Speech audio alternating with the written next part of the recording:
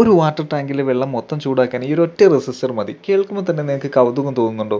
എന്നാൽ നമുക്കൊരു പരീക്ഷണത്തിലൂടെ ഇത് മനസ്സിലാക്കാം. ഇതിനായിട്ട് ഞാനൊരു 12 വോൾട്ട് 7H ബാറ്ററിയാണ് എടുത്തിട്ടുള്ളത്. ഈ ബാറ്ററിയിലേക്ക് ഒരു 10 ഓംസിൻ്റെ റെസിസ്റ്റർ ഡയറക്റ്റ് ഞാൻ കണക്ട് ചെയ്തു. വളരെ കുറഞ്ഞ സമയം കൊണ്ട് തന്നെ ഇത് ഷോർട്ടായി കരിയാൻ തുടങ്ങിയിരിക്കുന്നു. ഇനി ഇതേപോലെ ഈ ഒരു റെസിസ്റ്റർ ഇതേപോലെ ബാറ്ററിയുമായി കണക്ട് ചെയ്തുകൊണ്ട് നമുക്ക് ഒരു ഗ്ലാസ് വെള്ളത്തിലേക്ക് അത് ഇറക്കി വെച്ച് നോക്കാം.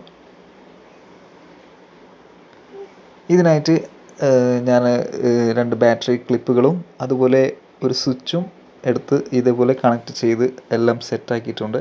ഇനി നമുക്ക് ഈ ഒരു ബാറ്ററി ക്ലിപ്പുമായിട്ട് ഈ റെസിസ്റ്റർ ബന്ധിപ്പിക്കാം. തുടർന്ന് വെള്ളത്തിലേക്ക് ഇറക്കി വയ്ക്കാം. ഇനി നമുക്ക് ഈ സ്വിച്ച് ഒന്ന് ഓൺ ചെയ്യാം.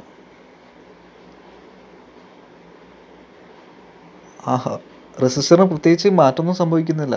അതായത് നമ്മൾ ബാറ്ററിയുമായിട്ട് ഈ വെള്ളത്തിലല്ലാണ്ട് ഡയറക്റ്റ് കണക്ട് ചെയ്തപ്പോൾ കരിഞ്ഞ റെസിസ്റ്റർ ഇപ്പോൾ ഇത് ഒരു കുഴപ്പമില്ലാണ്ട് വെള്ളത്തിൽ സുഖമായിട്ട് ഇരിക്കുന്നു. വെള്ളത്തിന് ചെറിയൊരു ഹീറ്റ് പ്രൊഡ്യൂസ് ചെയ്തുകൊണ്ടിരിക്കുന്നുണ്ട് ഇപ്പോൾ. അതായത് ഒരു നീരാവി വരുന്നത് കണ്ടില്ലേ? ആ ഗ്ലാസ്സിന് ചുറ്റും ഒരു നീരാവി വന്നുകൊണ്ടിരിക്കുന്നത്, അതായത് വെള്ളം ചൂടായിക്കൊണ്ടിരിക്കുകയാണ്. എന്നാൽ റെസിസ്റ്ററിന് യാതൊരു മാറ്റവും സംഭവിക്കുന്നില്ല താനും. അപ്പോൾ ഇത് കുറച്ച് സമയം നമ്മൾ ഇതേപോലെ വെക്കുകയാണെങ്കിൽ ഈ വെള്ളം നല്ല രീതിയിൽ ചൂടാവുന്നതായിട്ട് നമുക്ക് കാണാൻ സാധിക്കും. ഈ ഒരു പരീക്ഷണത്തിൻ്റെ അടിസ്ഥാനത്തിൽ ഒരു വാട്ടർ ടാങ്കിലെ വെള്ളം മൊത്തം ചൂടാക്കാൻ ഈ ഒരു ഒറ്റ റെസിസ്റ്റർ മതി എന്ന് നമുക്ക് അനുമാനിക്കാം. അതിന് സമയദൈർഘ്യം ചിലപ്പം എടുത്തേക്കാം, പക്ഷെ ചൂടായിരിക്കും. സമയദൈർഘ്യം കുറയ്ക്കാൻ വേണ്ടിയിട്ട് റെസിസ്റ്ററിൻ്റെ എണ്ണം കൂട്ടിയാലും മതിയാവും. ഈ വീഡിയോ ഒരു പരീക്ഷണാടിസ്ഥാനത്തിൽ ചെയ്തത് മാത്രമാണ്. ഇത് ശാശ്വതമായിട്ട് വെള്ളം ചൂടാക്കാനുള്ള ഒരു മാർഗ്ഗമല്ലെന്ന് നിങ്ങൾ മനസ്സിലാക്കുക.